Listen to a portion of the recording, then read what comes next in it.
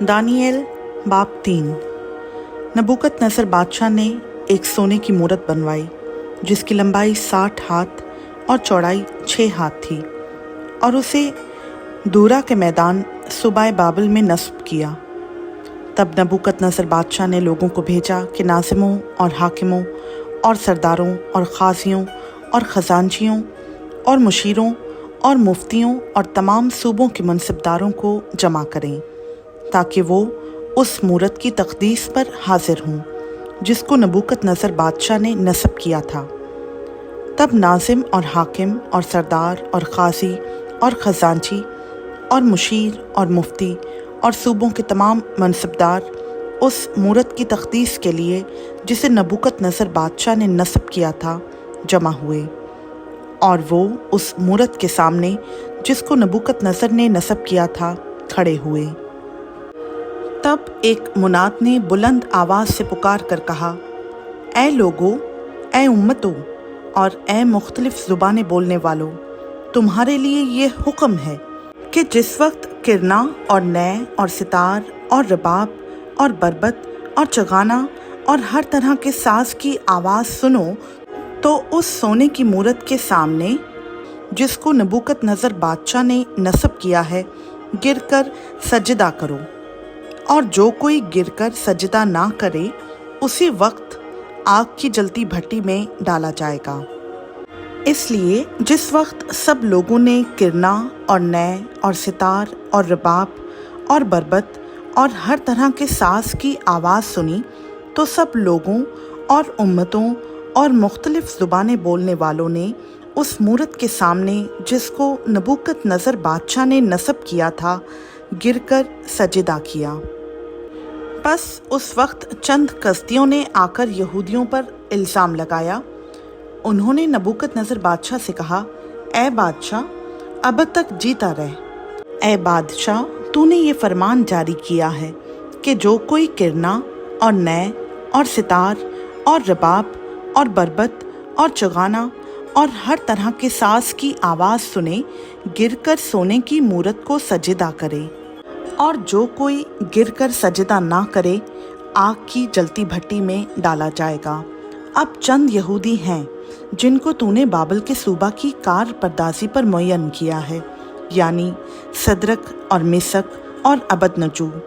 इन आदमियों ने ऐ बादशाह तेरी ताज़ीम नहीं की, वो तेरे माबूदों की इबादत नहीं करते और उस सोने की मूरत को जिसे तूने नस्ब किया सजदा नहीं करते।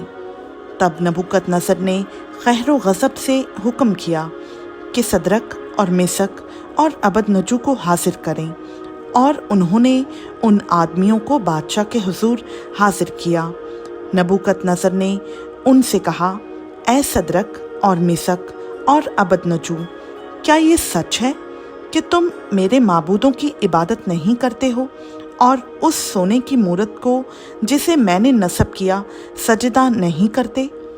अब अगर तुम मुस्तैद रहो कि जिस वक्त किरना और नय और सितार और रबाब और बरबत और चगाना और हर तरह के साज़ की आवाज़ सुनो, तो उस मूरत के सामने जो मैंने बनवाई है गिरकर सजदा करो तो बेहतर, पर अगर सजदा ना करोगे तो उसी वक्त आग की जलती भट्टी में डाले जाओगे, और कौन सा माबूद तुमको मेरे हाथ से छुड़ाएगा? सदरक और मिसक और अबदनजू ने बादशाह से अर्ज़ की कि ऐ नबूकदनेस्सर, इस अमर में हम तुझे जवाब देना ज़रूरी नहीं समझते। देख, हमारा खुदा जिसकी हम इबादत करते हैं हमको आग की जलती भट्टी से छुड़ाने की खुदरत रखता है, और ऐ बादशाह, वही हमको तेरे हाथ से छुड़ाएगा। और नहीं तो ऐ बादशाह, तुझे मालूम हो कि हम तेरे माबूदों की इबादत नहीं करेंगे और उस सोने की मूरत को जो तूने नस्ब की है सजदा नहीं करेंगे। तब नबूकदनेस्सर क़हर से भर गया और उसके चेहरा का रंग सदरक और मिसक और अबदनजू पर मुबद्दल हुआ, और उसने हुक्म दिया कि भट्टी की आंच मामूल से 7 गुना ज़्यादा करें और उसने अपने लश्कर के चंद जोर आवर पहलवानों को हुक्म किया कि सदरक और मेसक और अबदनजू को बांध कर आग की जलती भट्टी में डाल दें। तब ये मर्द अपने ज़ेर जामों, खमीसों और अमामों समेत बांधे गए और आग की जलती भट्टी में फेंक दिए गए। बस चूंकि बादशाह का हुक्म ताकीदी था और भट्टी की आंच निहायत तेज थी, इसलिए सदरक और मेसक और अबदनजू को उठाने वाले आग के शोलों से हलाक हो गए। और ये 3 मर्द यानी सदरक और मेसक और अबदनजू बंधे हुए आग की जलती भट्टी में जा पड़े। तब नबूकदनजर बादशाह सरासीमा होकर जल्द उठा और अरकान दौलत से मुखातिब होकर कहने लगा, क्या हमने 3 शख्सों को बंधवा कर आग में नहीं डलवाया? उन्होंने जवाब दिया कि बादशाह ने सच फरमाया है। उसने कहा, देखो, मैं 4 शख्स आग में खुले फिरते देखता हूँ और उनको कुछ जरा नहीं पहुँचा, और चौथे की सूरत इल्हा ज़्यादा की सी है। तब नबूकदनजर ने आग की जलती भट्टी के दरवाज़ा पर आकर कहा, ऐ सदरक और मेसक और अबदनजू, खुदा ताला के बंदो, बाहर निकलो और इधर आओ। बस सदरक और मेसक और अबदनजू आग से निकल आए। तब नाजिमों और हाकिमों और सरदारों और बादशाह के मुशीरों ने फराहम होकर उन शख्सों पर नज़र की और देखा कि आग ने उनके बदनों पर कुछ तासीर ना की और उनके सर का एक बाल भी ना जलाया और उनकी पोशाक में मुतलिक फ़र्क ना आया और उनसे आग से जलने की बू भी ना आती थी।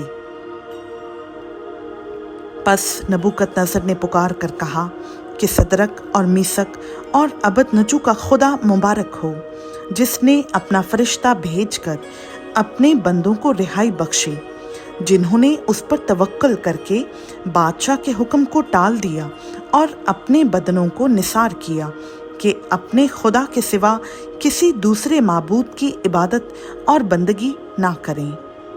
इसलिए मैं ये फरमान जारी करता हूँ कि जो कौम या उम्मत या अहले लुगत सदरक और मेसक और अबदनजू के खुदा के हक़ में कोई नामुनासिब बात कहें, उनके टुकड़े टुकड़े किए जाएंगे और उनके घर मसबला हो जाएंगे, क्योंकि कोई दूसरा माबूद नहीं जो इस तरह रिहाई दे सके।